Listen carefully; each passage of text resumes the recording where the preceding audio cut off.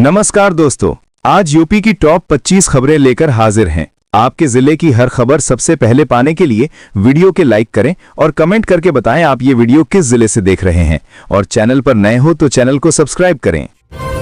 उत्तर प्रदेश में कड़ाके की ठंड और घने कोहरे के कारण मुख्यमंत्री योगी आदित्यनाथ ने बड़ा फैसला लिया है। सभी सरकारी और निजी स्कूलों को नर्सरी से कक्षा 12 तक 1 जनवरी 2026 तक बंद रखने का आदेश दिया गया है। बेसिक शिक्षा विभाग के स्कूलों कक्षा 1 से 8 तक में शीतकालीन अवकाश 31 दिसंबर 2025 से 14 जनवरी 2026 तक रहेगा। कई जिलों में तापमान गिरने से बच्चों की सुरक्षा को प्राथमिकता दी गई है। मौसम विभाग ने पश्चिमी यूपी में 31 दिसंबर तक और पूर्वी यूपी में 1 जनवरी तक घने कोहरे की चेतावनी जारी की है। इससे सड़क और रेल यातायात भी प्रभावित हो रहा है। उत्तर प्रदेश में विशेष गहन पुनरीक्षण यानी SIR की ड्राफ्ट मतदाता सूची का प्रकाशन अब 31 दिसंबर की बजाय 6 जनवरी 2026 को होगा। चुनाव आयोग ने तिथियां संशोधित कर दी हैं। दावे आपत्तियां 6 जनवरी से 6 फरवरी तक स्वीकार की जाएंगी और अंतिम सूची 6 मार्च 2026 को जारी होगी। पहले करीब 2.89 करोड़ नाम हटाए जाने की संभावना थी। मुख्य निर्वाचन अधिकारी नवदीप रिणवा ने कहा कि ये बदलाव 1 जनवरी 2026 की अर्हता तिथि के आधार पर किया गया है। विपक्ष ने प्रक्रिया पर सवाल उठाए हैं। उत्तर प्रदेश में नए साल की शुरुआत ठंड के साथ हल्की बारिश से हो सकती है। पश्चिमी विक्षोभ के कारण 1 जनवरी को पश्चिमी यूपी में छिटपुट बारिश की संभावना है। घना कोहरा पश्चिमी यूपी में 31 दिसंबर तक और पूर्वी भाग में 1 जनवरी तक बना रहेगा। कई जगह विजिबिलिटी 50 मीटर तक गिर गई है, जिससे हादसे बढ़े हैं। लखनऊ और आगरा में न्यूनतम तापमान 8 से 11 डिग्री दर्ज किया गया। लोगों को सावधानी बरतने की सलाह दी गई है। सीएम योगी ने 2026 को तकनीकी वर्ष घोषित किया। मुख्यमंत्री योगी आदित्यनाथ ने 2026 को उत्तर प्रदेश के लिए निर्णायक वर्ष बताया है। उन्होंने लखनऊ और नोएडा में AI सिटी स्थापित करने की योजना की। AI प्रज्ञा योजना से 10 लाख लोगों को AI ट्रेनिंग दी जा रही है। डेटा सेंटर नीति से 30,000 करोड़ निवेश का लक्ष्य है। योगी ने युवाओं से कंप्यूटर जागरूकता फैलाने की अपील की। राज्य को डिजिटल पावर हाउस बनाने पर जोर दिया गया है।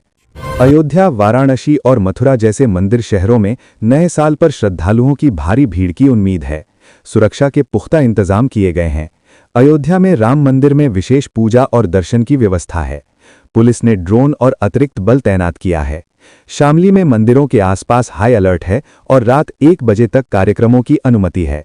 श्रद्धालु शांतिपूर्ण दर्शन कर सकें, इसके लिए ट्रैफिक प्लान भी बनाया गया है। बरेली के मौलाना शहाबुद्दीन रजवी ने मुस्लिम युवाओं से 31 दिसंबर की पार्टियां न मनाने की अपील की है। उन्होंने कहा कि शरीयत के अनुसार नया साल मुहर्रम से शुरू होता है, जनवरी से नहीं। पार्टियों में फूहड़ता और फिजूल खर्ची होती है, जो इस्लाम में जायज़ नहीं। ये बयान सोशल मीडिया पर चर्चा का विषय बना हुआ है।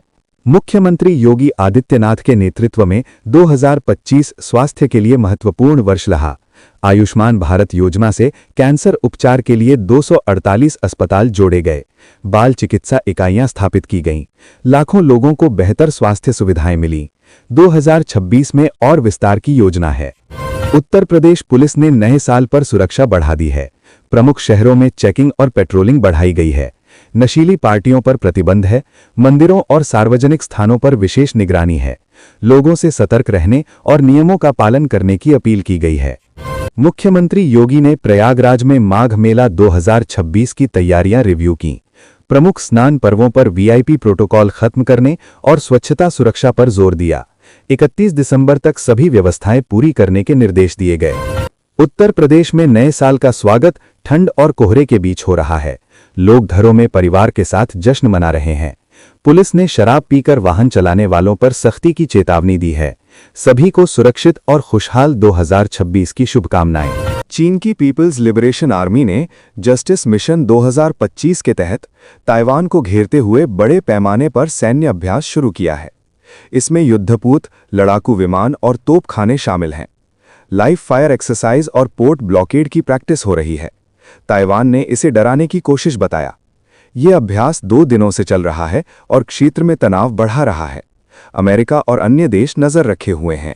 अमेरिका ने ताइवान को 11.1 बिलियन डॉलर के हथियार बेचने को मंजूरी दी, जिसमें मध्यम दूरी की बैलिस्टिक मिसाइलें, ड्रोन और होविट्जर शामिल हैं। ये दोनों देशों के बीच अब तक का सबसे बड़ा हथियार सौदा है।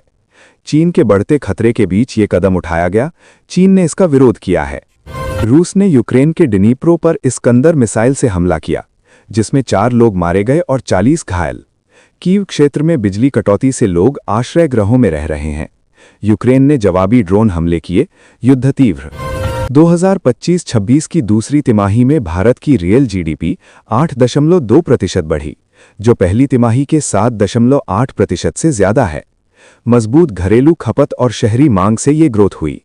भारत जापान को पीछे छोड़ चौथी सबसे बड़ी अर्थव्यवस्था बना। रूस ने डिनीप्रो पर इस्कंदर मिसाइल से हमला किया, जिसमें 4 लोग मारे गए और 40 घायल। कीव क्षेत्र में बिजली कटौती से लोग आश्रय में हैं। यूक्रेन ने जवाबी ड्रोन हमले किए। युद्ध जारी। बिजली संकट गहराया। 2025 में सोने की कीमतों में जबरदस्त तेजी देखी गई, जहां सोना पूरे साल में करीब 66% तक महंगा हो गया। जनवरी में जहां सोने का भाव लगभग 56,000 रुपये प्रति ग्राम के आसपास था, वहीं दिसंबर के अंत तक ये 92,000-93,000 रुपये के स्तर को छू चुका है। इस उछाल के पीछे मुख्य कारण वैश्विक अनिश्चितता, भू राजनीतिक तनाव, मुद्रास्फीति की चिंता और केंद्रीय बैंकों की बड़ी खरीदारी रही। निवेशक डॉलर की कमजोरी और स्टॉक मार्केट की अस्थिरता से बचने के लिए सोने को सुरक्षित निवेश मान रहे हैं। भारत में भी शादी ब्याह के सीजन और त्योहारों की मांग ने कीमतों को और ऊपर धकेला। विशेषज्ञों का मानना है कि 2026 में भी सोना मजबूत रह सकता है।